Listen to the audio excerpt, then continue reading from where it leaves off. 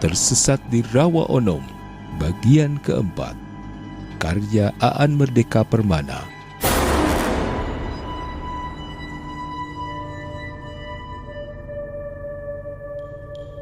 Pesta Tayuban tak terasa sudah menjelang dini hari. Ketika ayam pertama berkokok dari kejauhan, maka selesai sudah kenduri ini. Tua kampung dengan ramah menawarkan agar Bendara Wedana dan rombongan istirahat saja di kampung ini. Tapi Bendara menolak dengan berbagai alasan. "Kami mau mengadakan rapat penting di Cisaga," kata Bendara Wedana. "Rapat penting perihal apa, Bendara?" tanya tua kampung.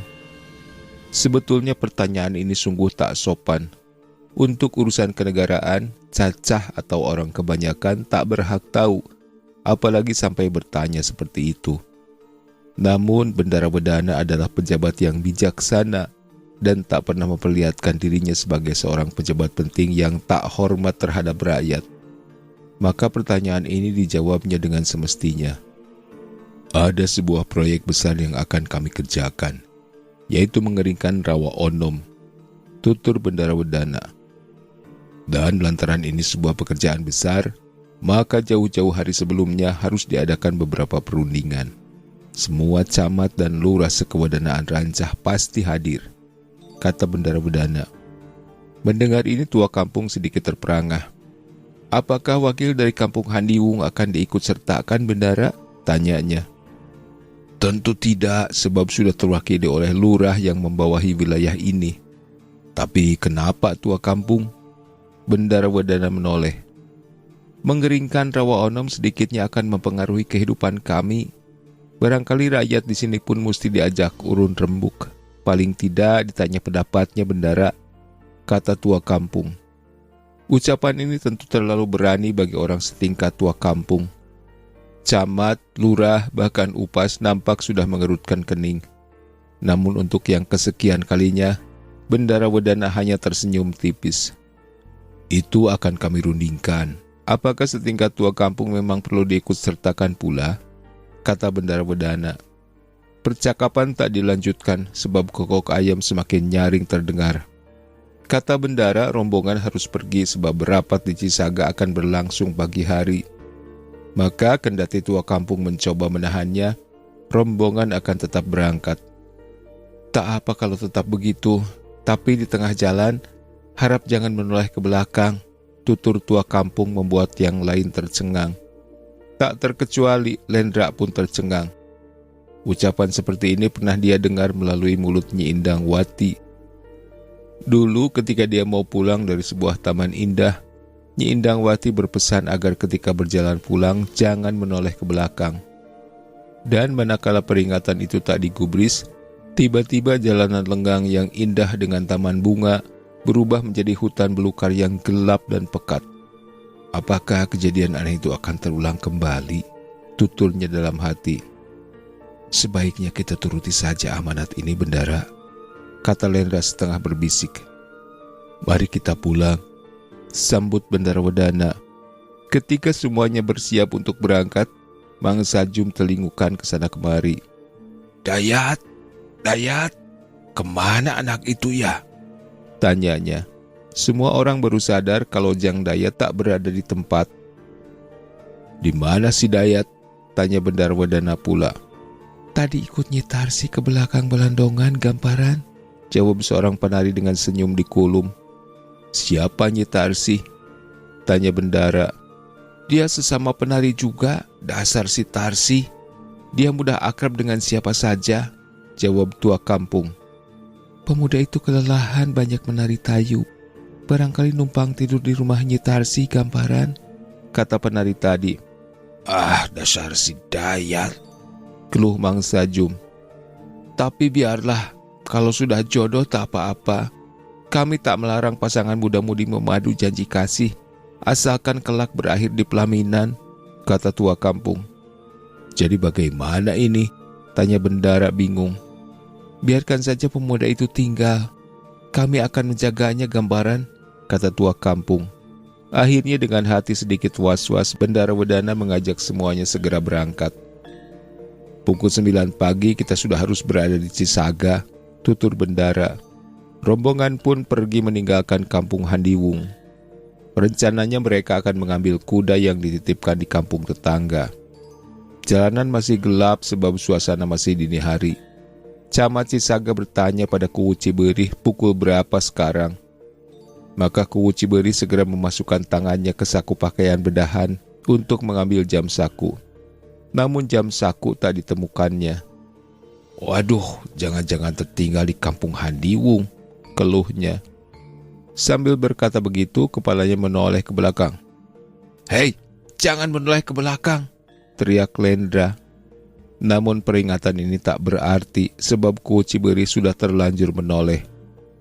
Akibatnya sungguh mencengangkan. Jalanan yang tadinya rata dan bersih dengan cahaya damar sewu di sepanjang dua sisi jalanan mendadak hilang dan suasana menjadi gelap gulita. Jalanan yang tadinya rata dan kering telah berubah menjadi becek dan berlumpur. Kaki Upaskarta malah melesak masuk ke dalam rawa sebatas lutut. "Wah, kok jadi begini?" tanyanya heran. Hanya Lendra yang tak heran. Namun kendati begitu, tetap saja jiwanya bergetar bahwa kehidupan nyata ini bersanding dengan kehidupan gaib kini dipercaya penuh olehnya. "Kau mungkin sudah tahu akan kejadian-kejadian aneh ini, Lendra," gumam Mang Sajum. Lendra mengangguk, bahkan Bendara Wedana pun pelan-pelan mengangguk. Harap Bendara percaya kalau beberapa waktu lalu sebenarnya saya tidak mati, Gamparan, gumam Lendra. Maka untuk kedua kalinya Bendara Wedana mengangguk pelan. "Jadi bagaimana akal kita?" tanya Upaskarta. "Akalnya ya jungkat kakimu, jangan biarkan melesak seperti itu, Mas Karta," kata Mang Sajum sambil membantu menggapai kaki Upaskarta. Dibantu dengan tarikan tenaga Lendra, maka kaki Upaskarta mulai bisa ditarik. "Maksudku bagaimana akalnya agar kita terbebas dari kungkungan misteri gaib ini, Sajum?" tanya Upaskarta bingung. "Justru kini kita terbebas dari dunia gaib," kata Mang Sajum. "Barusan kita masuk ke kehidupan gaib, Gamparan," kata Mang Sajum, membuat Upaskarta bergidik. "Sudahlah, mari kita tinggalkan saja tempat ini," gumam Bendara Wedana sambil meninggikan kain batiknya. Maka mereka berjalan dengan susah payah. Dan perjalanan kali ini terasa amat lama dan amat melelahkan. Dini hari pun enggan berubah menjadi subuh, sebab di ufuk timur seperti tak ada tanda-tanda berkas cahaya walau selintas. Di saat dini hari yang seharusnya berudara dingin, hampir semua anggota rombongan basah kuyup karena cucuran keringat. Sialnya, cucuran keringat ini kini ditambah dengan cucuran air hujan. Semua orang sungguh tak mengerti mengapa cuaca tiba-tiba menjadi mendung dan hujan turun dengan derasnya. Hujan deras ini disertai dengan kilatan halilintar dan bunyinya amat memekakkan telinga. Maka perjalanan jadi semakin susah karena jalanan jadi semakin becek. Namun Bendara Wedana memerintahkan agar semua orang melanjutkan perjalanan dengan tenang dan hati-hati. "Kita sial, padahal tadinya kita akan berburu ke Ranca Bingung," keluh Kuwu Ciberih. Setelah beberapa saat berjalan dengan susah payah, akhirnya tiba juga di kampung di mana kuda dititipkan. Di tapal batas kampung, hujan mulai reda. Bahkan rupanya di tempat ini tak ada hujan sama sekali. Jalan setapak di kampung ini kering dan tak pernah terguyur hujan. Di saat terang tanah, mereka menemukan kuda-kuda mereka terpancang di beberapa batang pohon yang jauh dari perumahan. Lendra tercenung, padahal kemarin sore kuda itu dititipkan di halaman rumah penduduk. Ketika kuda dilepas talinya, dari jauh nampak beberapa petani tengah memanggul cangkul. Mang Sajum mengucapkan terima kasih bahwa kuda mereka aman di sini. Namun para penduduk malah terkaget-kaget dan heran. Kata mereka, tak ada penduduk yang merasa dititipi kuda.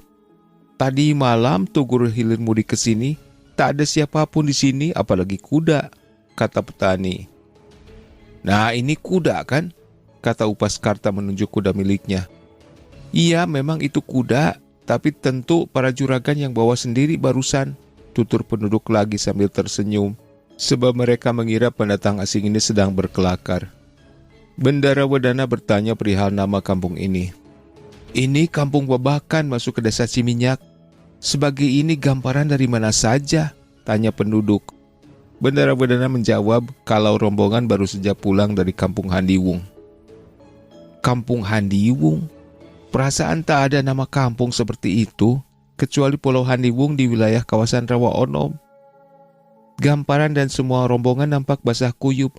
Rupanya menyeberangi Pulau Handiwung sambil berenang di rawa ya? Tanya penduduk heran. Sudah barang tentu Upaskarta marah dibuatnya. Mana bisa kami berenang di rawa malam-malam? Kami ini kehujanan. Apa tak dengar di saat dini hari hujan deras dan halilintar bersahutan? Tanya Upaskarta. Hujan? Di sini tak ada hujan. Apalagi petir. Gumam penduduk membuat rombongan kembali bingung. Sudahlah, ini bagian dari kesialan kita, Karta. Gumam Bendara Wedana sambil naik kuda.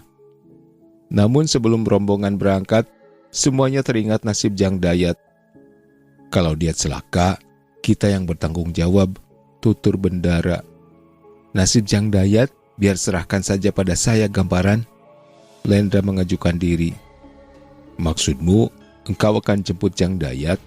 Kamu kan lagi sakit, Lendra, kata Bendara Wedana. Tidak apa-apa, sakitnya saya kan karena kegaiban. Maka saya akan kunjungi lagi dunia itu, Gamparan, kata Lendra. Bendara Wedana bimbang akan kesanggupan Lendra. Barangkali pejabat ini khawatir akan nasib pegawainya ini. Namun karena yang lain diam saja, maka Bendara Wedana terpaksa mengiyakannya. Yang penting kau hati-hati. Bawa Jang Dayat dengan tak kurang suatu apapun, dan begitu juga dirimu, kata Bendara Wedana. Akan saya junjung tinggi pesan ini, Gamparan, tutur Lendra menyembah hormat. Maka ketika rombongan berjalan ke arah selatan, Lendra berjalan menuju arah utara kembali. Hati-hatilah, Lendra, teriak Bang Sajum.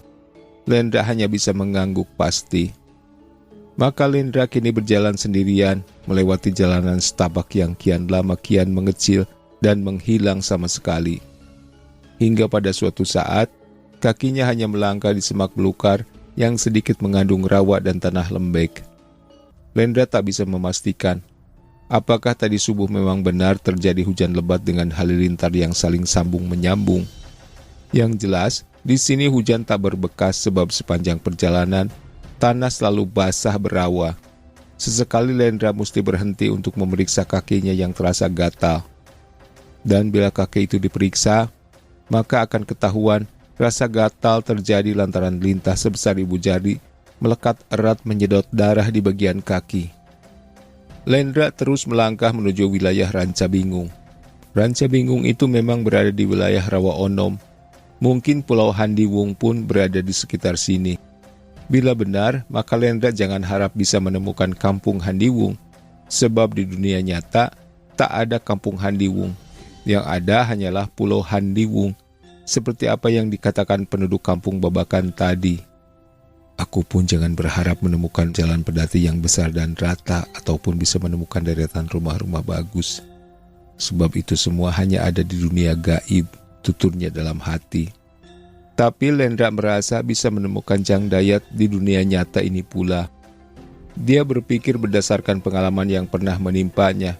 Beberapa hari lalu, dia pun sempat terperosok ke dunia gaib. Namun sebetulnya hanya sukmanya saja, sebab raga kasarnya tetap utuh berada di dunia nyata. Maka berdasarkan pengalaman ini, Lendra memastikan bisa menemukan tubuh Jang Dayat. Semoga Jang Dayat tetap utuh, tuturnya dalam hati.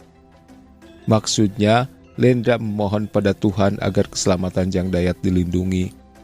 Kalaupun tubuh Jang Dayat ditemukan, maka dia minta agar tubuh itu tetap utuh menyertai jiwa dan rohnya. Rupanya doa Lendra terkabul, sebab jauh di depan, nampak tubuh Jang Dayat meringkuk di bawah pohon besar dan berjanggut. Jang Dayat masih hidup, sebab tubuhnya bergerak-gerak. Gerakannya bahkan sedikit keras, bukan sekedar menggigil. Yang membuat Lendra terkejut, Tubuh Jang Dayat sekujurnya dikerubuti oleh puluhan bahkan ratusan ekor lintah dan lipan. Binatang menjijikan itu nampak menyedot tubuh Jang Dayat. Ada darah meleleh di setiap wilayah tubuh yang disedotnya. Lendra berupaya sekuat tenaga mencabuti tubuh lintah dan lipan itu. Lendra seperti bertarung keras melawan ratusan lintah atau lipan yang mengerubuti tubuh Jang Dayat. Kalau dia telat mencabuti binatang itu, maka darah Jang Dayat akan terkuras di sedot binatang haus darah itu. Lintah-lintah itu sungguh keras dan bandel. Ketika ada yang bisa dicabut, maka ketika dilempar, lintah itu melata memburu tubuh Jang Dayat kembali. Begitu seterusnya. Itu sebabnya Lendra hampir kewalahan. Akal satu-satunya, Lendra menghunus golok yang terdapat di pinggang Jang Dayat. Dengan mata golok, lintah-lintah itu diserutnya seperti membersihkan lumut di tembok. Dengan cara begitu, banyak lintah bisa diusir pergi seketika. Setiap lintah yang jatuh ke tanah, segera dibabat habis dengan goloknya. Begitu berulang-ulang. Begitu seluruh lintah bisa diusir pergi, begitu pula kesadaran Jang Dayat tumbuh. Tubuh Jang Dayat menggeliat, namun setelah selingukan dan bisa menatap Lendra, serta-merta dia memeluk tubuh Lendra sambil berteriak-teriak histeris. "Aduh Lendra, tolong aku, selamatkan nyawaku, selamatkan nyawaku," teriaknya. "Kau sudah aman, kau sudah selamat," jawab Lendra menepuk-nepuk pipi Jang Dayat agar kesadarannya segera pulih. Beberapa saat kemudian, kesadaran Jang Dayat bisa pulih secara utuh. Meskipun begitu, untuk beberapa saat dia tak bisa ditanya. Kerjanya hanya melongo saja sambil sesekali bergidik ngeri. Sesudah berselang lama barulah Jang Dayat bisa ditanya. "Apa yang kau alami selama ini, Dayat?" tanya Lendra memegangi tengkuk Jang Dayat. "Aku dikepung satu pasukan bersenjata. Mereka mencecarku dengan berbagai senjata tajam. Darahku sudah berceceran di setiap bagian tubuhku. Untung kau menolong mengusir penyerang-penyerang itu," kata Jang Dayat kembali sambil bergidik. "Engkau diserang oleh pasukan Galuh, Jang Dayat?" tanya Lendra. "Diserbu pasukan Galuh? Sungguh edan dan sulit dimengerti. Penyerang itu malah menuduhku bagian dari pasukan Galuh. 'Serbu pasukan Galuh, bunuh prajurit Galuh,' begitu teriak mereka." "Kalau begitu kau pasti diserbu oleh pasukan kerajaan Pulau Majeti, Jang Dayat." "Ya benar, mereka mengaku sebagai prajurit kerajaan Pulau Majeti." "Tapi, dari mana kau tahu Lendra?" tanya Jang Dayat heran. Lendra hanya tersenyum tipis. "Mari kita pulang saja ke Rancah," ajak Lendra berjingkat. Dengan agak lemah Jang Dayat pun berdiri. Beberapa bagian tubuhnya yang berbintik merah dan ada noda darah, dia seka satu persatu. "Lendra, apakah aku ini mimpi atau apa ya? Bila disebut mimpi, kok tubuhku penuh luka?" tanya Jang Dayat terheran-heran. "Biar kita obrolkan nanti saja di rumah," tutur Lendra berjalan duluan. Jang Dayat ikut berlari-lari kecil di belakangnya seperti takut tertinggal. "Kau mesti hati-hati dengan perempuan, Lendra." "Oh ya?" "Kalau permintaannya tadi turut, perempuan suka ngadat, memaksa, bahkan menekan." "Oh ya?" "Nyi Tarsi bahkan memanggil beberapa prajurit kerajaan Pulau Majeti. Dia katakan aku pengkhianat dari Galuh," tutur Jang Dayat sambil kembali bergidik. "Nyi Tarsi? Kau tahu penari cantik berhidung mancung yang memberikan saudara padaku? Nah, dia itu seperti tertarik padaku. Matanya berbinar, sebentar menatap sayu, sebentar menatap tajam penuh gairah. Ketika selesai tari tayub, kami turun balandongan dan pergi menuju sebuah rumah bagus, asri, tenang, sepi dan ada tempat tidur hangat di sana. Nyi Tarsi bilang dia mau nikah denganku, tapi dengan satu syarat." "Apa itu?" "Gagalkan rencana pengeringan Rawa Onom," kata Jang Dayat. "Loh, itu kan rencana Bendara Bedana. Memangnya kau bisa apa?" tanya Lendra. "Itulah susahnya, maka aku katakan aku tak bisa melaksanakan itu. Itu adalah rencana besar Bendara Bedana, sementara aku kan hanya orang kecil," kata Jang Dayat. "Betul itu. Tapi kata Nyi Tarsi, orang besar dan apalagi yang namanya pemimpin harus menuruti apa keinginan rakyat kecil. Maka aku disuruhnya mengumpulkan seluruh rakyat Rancah agar menolak pengeringan rawa. Begitu usul Nyi Tarsih, kata Jang Dayat. Terus kau mau? Aku gak bilang apa-apa. Karena itu akhirnya Nyi Tarsih jengkel dan memanggil para prajurit kerajaan Pulau Majeti.